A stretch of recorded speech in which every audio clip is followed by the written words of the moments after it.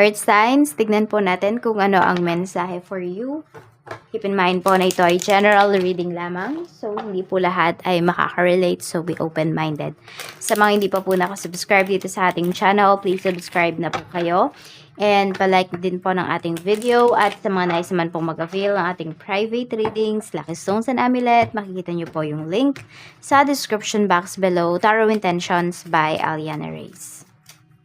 Meron tayo ditong I want to be more than friends. Ayan.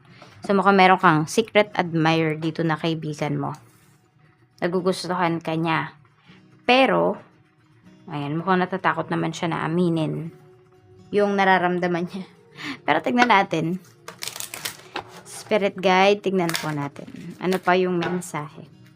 Blessings natin. We have a blessing from your ancestors. Meron tayo ditong a blessing on growing older. And a blessing of the air. Okay. So, ito. Nagmamature talaga yung karamihan sa inyo. Hindi ko alam kung dumadami ba yung puting buhok ninyo. Earth signs. Ayan. Or mas nagiging knowledgeable kayo. Lumalawak yung inyong kaisipan sa mga bagay-bagay.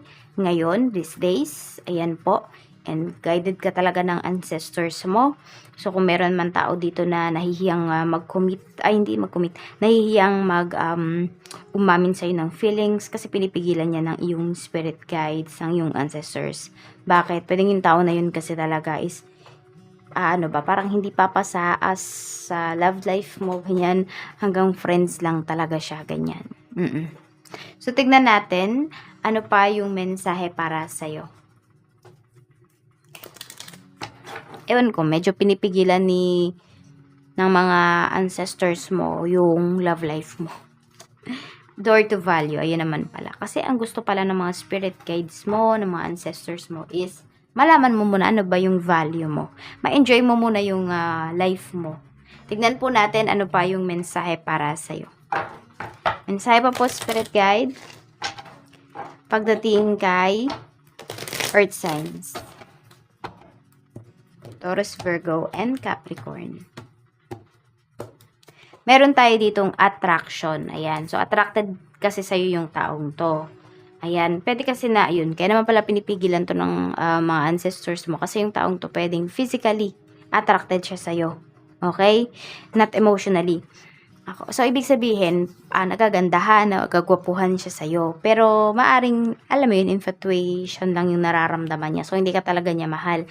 Kaya, nilalayo ka na kaagad dyan ng iyong spirit guides. Ayan. Meron tayo dito ngayon. Very concerned talaga sa'yo yung iyong mga spirit guides. Alam mo bang love na love ka nila ng mga ancestors mo?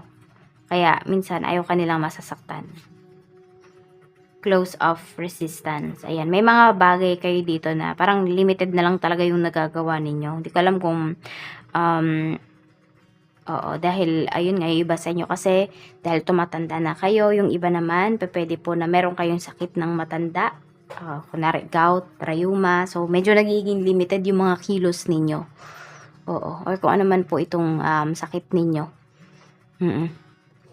So may limits na sa paggalaw. Blessing of the air. Ayan. So, ingat lang kayo sa mga naiisip ninyo, sa mga sinasabi nyo sa sarili ninyo, na-attract nyo kasi siya. Door to value. May manghihingi sa'yo dito ng pasensya. May manghihingi sa'yo dito ng apology. Kasi, alam niya na nasaktan ka niya. Ayan. Alam niya na mali yung ginawa niya. So, tignan natin. At nagsisisi naman yan. Tignan natin. Ayan o, tignan mo.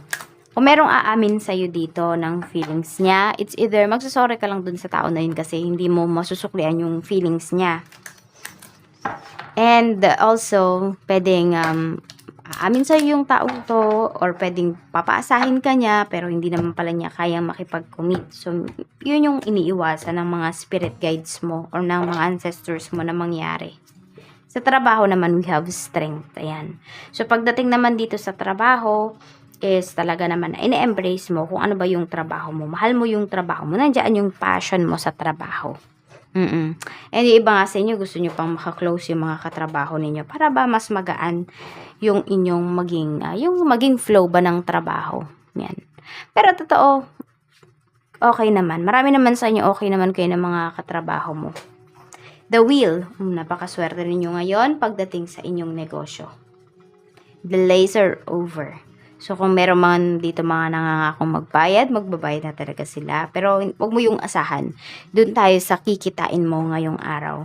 Napakaganda po kasi sinasabi sa inyo dito ng universe na, ayan, napakadami nyo pong magiging sales ngayong araw na ito. And also, may mga unexpected good lucks din kayo na marireceive ngayong araw. So, may mga tips, ayan, from your clients, from your customers. We have Two of Spring, pagdating naman sa pera. So, pagdating dito sa pera, pwedeng meron kayong mga binabayaran. Ayan, so, kumuha yata ng insurance yung iba sa inyo. Yun yung nakikita ko dito. So, parang pinaghahandaan nyo talaga yung, sabi natin, yung pagre-retire ninyo, pinaghahandaan nyo talaga yung life ninyo. So, tingnan natin. Actually, iba din sa inyo, meron kayong mga pag-travel na gagawin. Yun yung nakikita ko ngayong araw. Pagdating naman sa relationship, ayan, so laging nakakontra sa'yo yung person mo. Mukhang di kayo nagkakaintindihan, kaya magsusorry kayo sa isa't isa dito.